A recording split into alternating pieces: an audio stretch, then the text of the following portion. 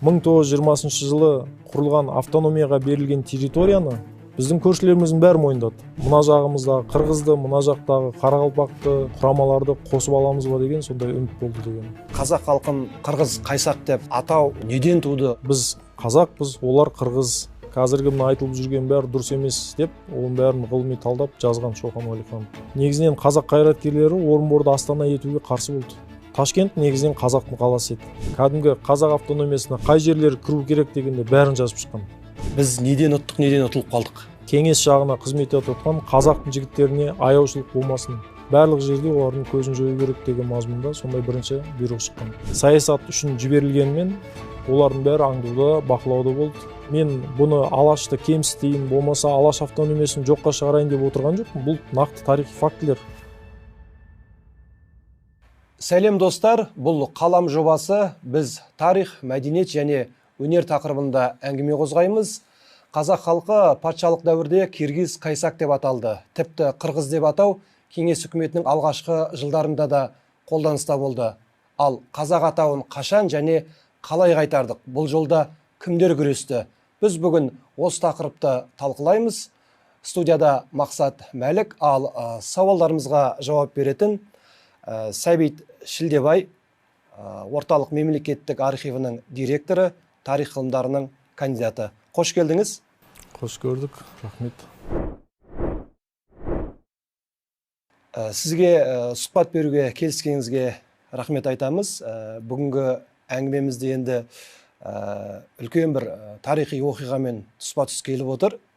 Осыдан 100 жыл бұрын сәуір айында алғашқы қазақ атауы қайтарылған болатын. Осы сәуір айында. Енді оны өзіңіз зерттеуші, тарихшы ретінде өте жақсы білесіз. Біз бүгін көрермендерге осы тақырыпты кеңінен талқылап, жан-жақты ақпарат береміз деген сенімдемін. Өзіңізге енді қоятын алғашқы сұрағым, патшалық дәуірден бастап қалдық қой. Жалпы сол дәуірде, сол кезеңде қазақ халқын киргиз қайсақ, яғни қырғыз қайсақ деп атау неден туды? Бұл бәрібір бір қалай алсақ та бір империялық пиғыл шығар, қалай ойлайсыз осыған?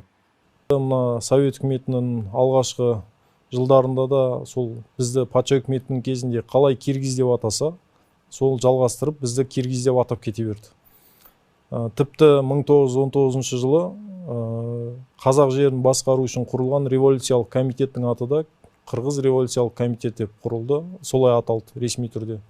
1920 жылы қазан айында құрылған Қазақ автономиялық кеңес социалистік республикасы деген атау қазақ атымен құрылғанымен орысша ресми құжаттың бәрінде киргиз деп аталды.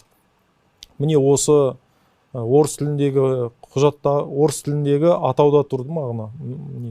Бірақ сонда мына бізді ресми құжаттың бәрінде орталық киргиз деп жазса, қазақтар өздерінің құжаттарында қазақтар деп жазып жүрді.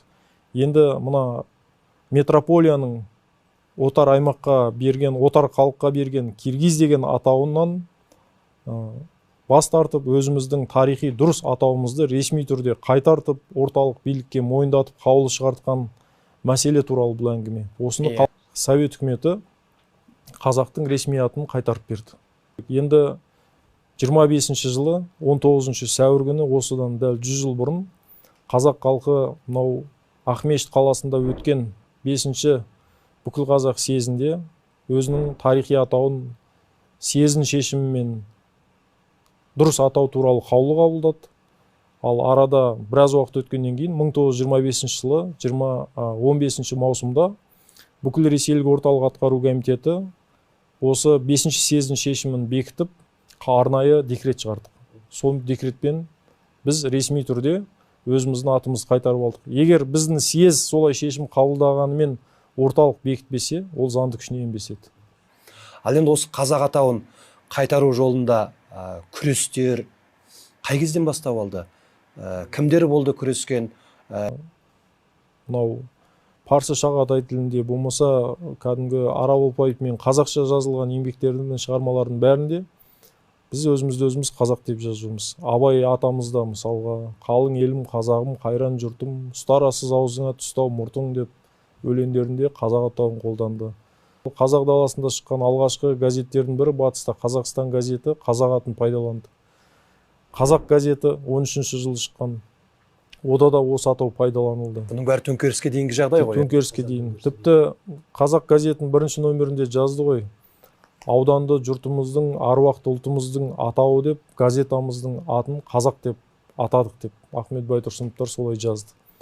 Сондықтан қазақ халқы атын жоғалтып алған еді деген ұғым болмау керек. Тек қана отаршылдардың берген ресми дұрыс емес атауын дұрыстап, ресми түрде орталыққа мойындатып, қайтарып алғандығымыз туралы бұл әңгіме. Енді сөз басында айтқан тарихи сәтке оралсақ, 1925 жыл сәуір айы алғашқы қаулының қабылдануы, қателеспесем қаулы, бұл қаулы съезде шешім қабылданды. Құрылтайда съезде қазақ атауының алғаш қайтарылуы 100 жыл толып отыр. Жалпы осы процесс қалай жүрді, кімдер бастады осы ұсынысты, осыған кеңірек тоқталып көрсек. Мәселе көтерілді, оны барлық қазақ қайраткерлері білет, барлық қазақ өзінің қазақ екенін білет. Саяси бюроға Түркістанды бөлшектеу туралы мәселені қойып тапсырма берген. Түркістанды Киргизия, Өзбекстан және Түркмения деген аймақтарға бөлу туралы тапсырма берген. 22 жылдан бастап тіпті Түркістан деген атау саналы түрде қолданыстан шығарылды. Сөйтіп Түркістан деген атаудың орнына Средняя Азия деген ұғым, Орта Азия деген ұғым қолданысқа енгізілді, қосылды. Міне мынау 5-ші съез осы қазақ жерлерінің бір республика құрамына біріккеннен кейін өткен алғашқы съез еді. Сондықтан да осы 5-ші съез өтіп жатқан күндері сөз сөйлеген көптеген қайраткерлер, Сұлтанбек Қожановтар, мысалы, сол съезді ашқан Сейтқали Мендешевтер, ол кезінде Қазақ орталық атқару комитетінің төрағасы болып тұрды съез ашылғанда.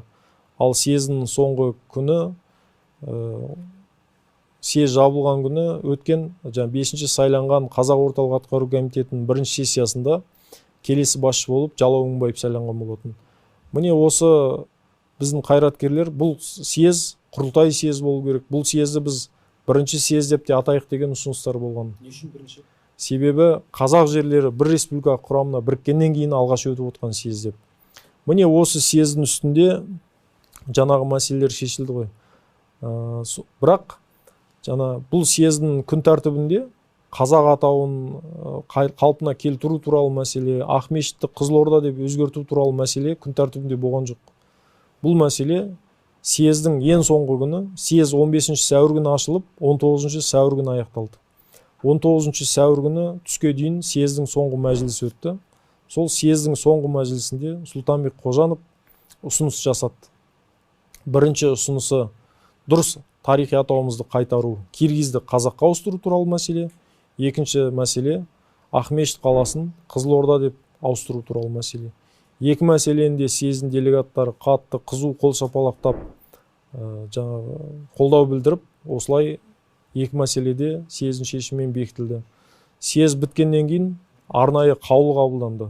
Ол қаулыға жаңа сайланған Қазақ орталық атқару комитетінің басшысымен, басшыларымен, хатшысы, соңын халық комиссарлар кеңесінің басшылары қол қойылды мысалға. Осылайша бұл ары қарай бірінші сессияның шешімімен орталыққа жіберілді.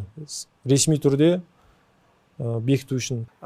Тарихшы ретінде айтып көріңізші, мәселен сол съездің соңғы күні, егер Сұлтанбек Қожанов ұсынысты айтпаған кезде, бәлкім тағы біраз уақытқа шегерілуі мүмкін бе еді? Қалай ойлайсыз? Әрине, субъективті, объективті пікіріңізді айтуға болады. Әрине, сол съезде бұл мәселе көтеріліп, осылай қаулы қабылданбаса, енді сұрамаған балаға емшек жоқ дегендей, ол солай жүре берер ме еді? Енді біз осы мәселені көтергеннен кейін, бірінші қырғыздар да бұл мәселені көтеріп жатты. Бірінші орталық атқару комитеті, бүкіл ресейлік Москвадағы. Олар бірінші 15 мамыр күні қара қырғыздың дұрыс атауы қырғыз деп, оларды дұрыс атауын бірінші қырғызға қайтарып берді, 20 күннен кейін бізге қайтарып берді. Қазақ халқы өзінің қазақ атауын қайтарып болды. Енді бұл съез деген бір қарасаңыз, енді бұл бүкіл жиналғандардың барлығы бір ауызда мақұлдайтын дүние емес қой енді. Түрлі пікірталаста болуы мүмкін. Осы съезде қазақ атауының қайтаруға қатысты ұсыныс түскенде қарсы болғандар да болды ма мәселен? Енді мына стенограммалық есепті оқыған кезде біз екі нұсқаны да салыстырдық. Орысша нұсқасында, төте жазумен жазылған қазақ нұсқасында да. Съезді жүргізіп отырған съездің жаңағы мәжілістің төрағасы анау Қожанов, Сұлтанбек Қожанов ағамыз жаңа ұсынысты айтқан кезде съезд делегаттары қатты қол шапалақтап қолдау білдірген ғой. Сонда ол кісі айтады, мына съезд делегаттарының осылай қызу қол шапалақтап қолдау білдіргенін біз осы ұсынысты қабыл алу деп түсінеміз, солай ғой дейді. Бәрі солай деп жаңа айқайлайды. Стенограммалық есепте жазылып тұр. Ал қарсы шығып сөйлеген ол стенограммалық есепте жоқ. Ал бұл дұрыс емес еді, біз оған қарсымыз деген ешқандай тарихи құжаттар, хаттар болмаса, арыздар болмаса, жаңағы сондай жазылған пікірлер тарихи құжаттарда кездеспейді. Осы уақытқа дейін көргеніміз жоқ. Демек, бұлай тұжырым жасауға бола ма? Мынау Сәкен Сейфуллиннің мақаласы бар, Міржақып Дулатұлының мақаласы бар. Осы кеңес үкіметі Қазан төңкерісінен орнағаннан кейінгі, осы 25 жылға дейінгі аралықта осы мәселенің көтерілуі ең үлкен мәселе ретінде осы екі тұлғамыздың бастамасын айтуға болады ғой. Осы кеңес үкіметі құрылғаннан кейінгі. Ресми түрде, ресми газеттерге жазып, осы мәселені көтерген бұл тұлғалардың бұл ресми атауымызды қайтарып алуда дұрыс, ресми мойындатуда үлкен еңбектері бар.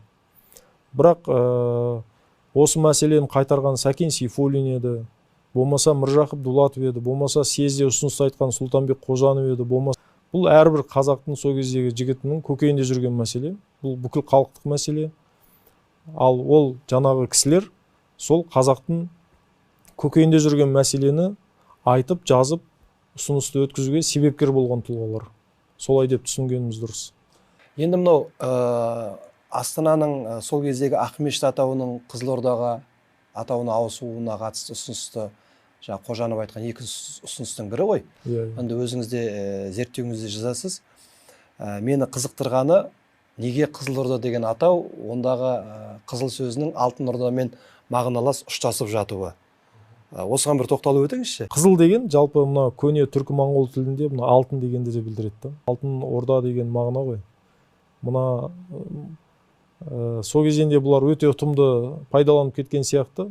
Енді біз белогвардейцы, красногвардейцы деп жүрген кезеңде қызыл деген атауды ұсынып бәрі қолдады, ешкім қарсы болған жоқ.